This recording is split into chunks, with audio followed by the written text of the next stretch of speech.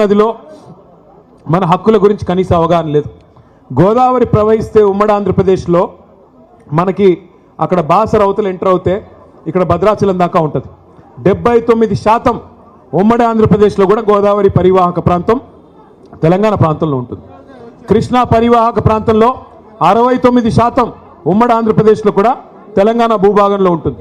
మరి అలాంటప్పుడు 79% నదీ పారకం ఇక్కడ ఉండి, క్యాచ్మెంట్ ఏరియా ఇక్కడ ఉండి, బాసరా టు భద్రాచలం గోదావరి ఉండి మనకు నీళ్లు రాకపోవడం ఏందని చెప్పి కేసీఆర్ గారు కొట్లాడిందే ఆ నీళ్ల కోసం. కానీ ఈ ముఖ్యమంత్రి రేవంత్ రెడ్డి గారు వచ్చిన తర్వాత ఆయన అధికారులను అడుగుతుంటే దాన్ని టీవీ వాళ్ళు చూపెడుతుంటే మనం సిగ్గుపడాల్సి వస్తున్నది. ఆయన అడుగుతున్నాడు, దేవాదుల ఏ బేసిన్లో ఉన్నది? గోదావరి బేసిన్లో ఉన్నదా అని అడుగుతున్నాడు.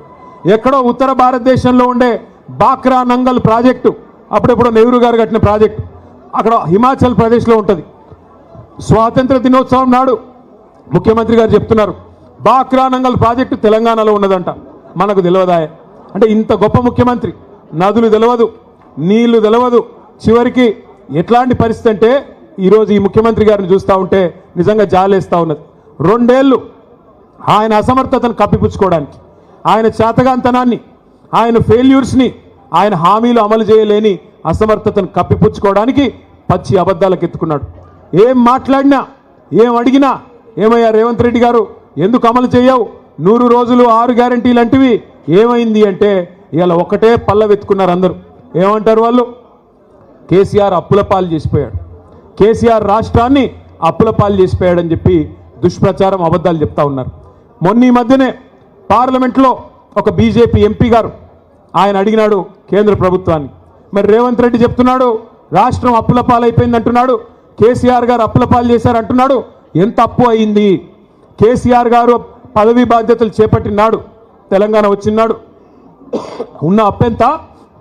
కేసీఆర్ గారు తప్పుకున్న నాడు ఉన్న అప్పెంత అని చెప్పి అడగడం జరిగింది. కేంద్ర ప్రభుత్వం రిజర్వ్ బ్యాంక్ని అడిగింది. భారతదేశంలోనే అతిపెద్ద బ్యాంక్ రిజర్వ్ బ్యాంక్. తర్వాత కంట్రోలర్ అండ్ ఆడిటర్ జనరల్ అంటే కాగ్ వాళ్ళని అడిగింది.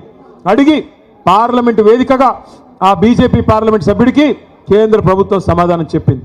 ఏం చెప్పిందయ్యా అంటే, కేసీఆర్ గారు పదవీ బాధ్యతలు చేపట్టిన నాడు జూన్ 2, 2014 నాడు తెలంగాణ రాష్ట్రం ఏర్పడ్డ నాడు ఉన్న అప్పు వారసత్వంగా మనకు వచ్చింది 72,000 కోట్ల రూపాయలు. కేసీఆర్ గారు పదవి నుండి దిగిపోయిన నాడు డిసెంబర్ 3, 2023 నాడు మన రాష్ట్రం యొక్క అప్పు 3,50,000 కోట్లు. అంటే ఆ 3,50,000 కోట్లలో ఆ 72 తీసేస్తే 9.5 ఏళ్ల కాలంలో కేసీఆర్ ప్రభుత్వం చేసిన అప్పు కేవలం 2,80,000 కోట్లు మాత్రమే అని చెప్పి నేను చెప్పడమో, అజయ్ గారో, నామా గారో, రవిచంద్ర గారో చెప్తున్న మాట కాదు. కేంద్ర ప్రభుత్వం చెప్తున్న మాట, రిజర్వ్ బ్యాంక్ ఆఫ్ ఇండియా చెప్తున్న మాట. వాళ్ళు చెప్పేదేమో 2,80,000 కోట్లు. బట్టి గారిని అడిగితే 6 లక్షల కోట్లు అంటాడు, తుమ్మలను అడిగితే 7 లక్షల కోట్లు అంటాడు, బాంబులేటిని అడిగితే 8 లక్షల కోట్లు అంటాడు, రేవంత్ రెడ్డిని అడిగితే 10 లక్షల కోట్లు అంటాడు. నోరే కదా.